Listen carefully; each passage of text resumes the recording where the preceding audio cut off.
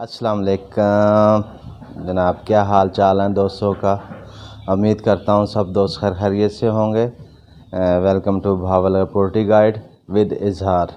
जी दोस्तों, आज का टॉपिक क्राइज़ा जी, इसके हवाले से आज दोस्तों से बातचीत करेंगे। टाइम ज़ाया ना करते हुए अब सीधा टॉपिक की तरफ आते हैं। क्राइज़ा जी, वबाई क्राइज़ा सांस की बीमारी, ये बेसिकली एक ख़तरनाक बीमारी है जो बड़ी तेज़ी के साथ फैलती है और ये एक बैक्टीरियल बीमारी है। हेमोफाइलस नाम है इस बैक्टीरिया का। अच्छा, ये ज़्यादातर बुलंद इलाकों में, सर्द इलाकों में जहाँ नमी का तनासुब ज़्यादा होता है वहाँ पाई जाती है बीमारी। बड़ी तेज़ी के साथ फैलती है, या फिर जो हमारा एनवायरनमेंट है, गर्म एनवायरनमेंट है जैसे, और यकदम मौसम का चेंज होना और ठंड हो जाना, बारिशें होना, तब हमारे ये होती है।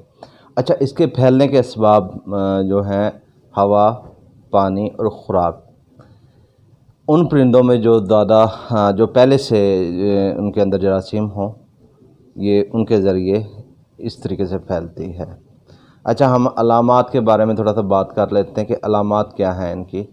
देखें, आप रात के वक्त अगर फार्म पे जाते हैं अपने और इनके गले से आवाज़ निकलती है गड़गड़ की, याद रखिए खर और गड़गड़ में फ़र्क है दोनों में।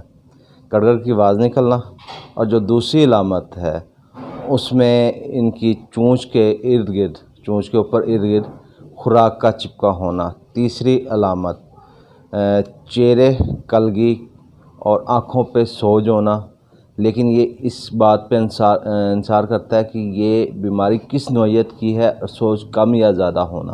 अच्छा, चौथी और आखिरी अलामत जो है इसके अंदर कि चोंच को दबाएं। चोंच का वो हिस्सा जहाँ पे नथने होते हैं, जहाँ से बर्ड सांस लेता है, उसे दबाएं तो लेसदार मादा निकलेगा उसमें। हम इस बीमारी से कैसे बच सकते हैं, इसके बारे में मैं थोड़ी सी आपसे बातचीत करना चाहता हूँ। देखें, परिंदों को साफ़ सुथरा माहौल दें और अपने फार्म में, शेड में वक्तन फ़वक्तन ऐसी अद्वियात का स्प्रे करते रहें जो जरासीम कुश हों।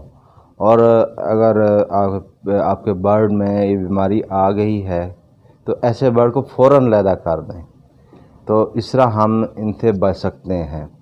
अगर फिर भी अगर आपके बर्ड में ये बचाव मुमकिन नहीं होता, बर्ड में बीमारी फैल जाती है, तो उसकी सूरत में हमें क्या करना पड़ेगा, उसके बारे में मैं आपसे थोड़ा डिस्कस करना चाहता हूँ। कि जब ऐसी सूरत हो जाए कि बर्ड के अंदर बीमारी फैल जाती है, तो सबसे पहला इक़दाम ये है कि लाल दवाई के साथ तमाम बर्तन को धो दें और फार्म के अंदर फार्मालिन का स्प्रे करें। स्प्रे कैसे करना है उसकी भी मैं थोड़ी सी वजाहत कर देता हूँ कि एक हिस्सा फार्मालिन ले लें और 24 हिस्से पानी ले लें। उसका स्प्रे अंदर वाली साइड पे करना है। अब बाहर वाली साइड पे कैसे करना है कि बाहर वाली साइड पे आप एक हिस्सा फार्मालिन लें और 12 हिस्से पानी लें, यानी उसका हाफ़ कर दें। आप जो अंदर किया है पानी उसका हाफ़ कर दें, उसका स्प्रे बाहर वाली साइड पे करें, तो इससे भी बचाव मुमकिन हो जाता है और बीमारी कम हो जाती है। अच्छा, अब जो छोटी सतह पे घर में परिंदे पालते हैं उनके लिए क्या एहतियाती तदाबीर हैं।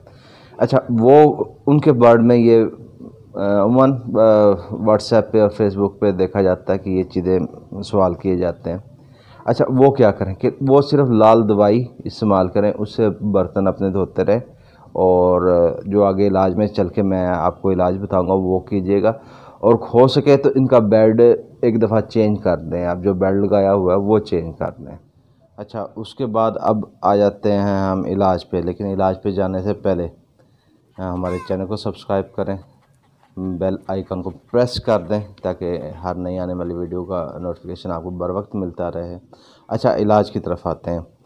इलाज में आपने ट्राइबरसन सिरप इस्तेमाल करना है 1 cc 1 लीटर पानी में 5 से 7 दिन, या गैलामाइसिन 1 चम्मच, चाय वाला चम्मच तकरीबन 5 ml का होता है, 1 लीटर पानी में 5 से 7 दिन। दोनों मेडिसिन में से कोई भी आप दे सकते हैं, तो इंशाल्लाह बहुत जल्द ये बीमारी आपके फार्म से चली जाएगी। लेकिन अगर इसका इलाज बर वक्त ना किया तो ये फिर ख़तरनाक हो जाती है। इसका बर वक्त इलाज करना चाहिए और اسی کے ساتھ اپنے بھائی اظہار کو اجازت دیں، اگلی نئے آنے والی ویڈیو تک اللہ حافظ۔